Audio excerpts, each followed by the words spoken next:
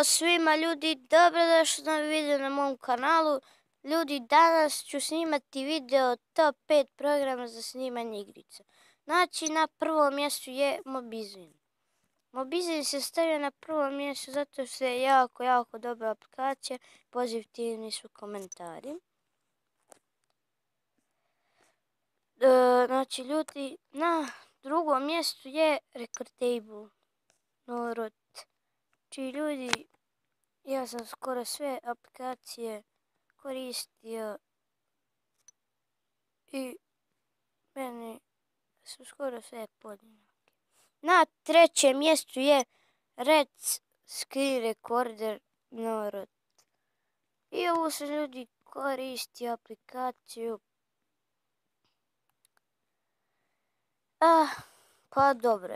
Na četvrtom mjestu je Screen Recorder. I nju sam koristio neko vrijeme dok nisam Mobizin počeo koristiti. I na petom mjestu je Screen Recorder Pro. Znači ljudi, ona je jako dobra aplikacija. Znači nju sam koristio i ništa ljudi. To bi bilo to što se tiče ovog klipa. Vidimo se u nekom sljedećem. Lajkajte video, šerujte i subscribeujte se na moj kanal. Ćao!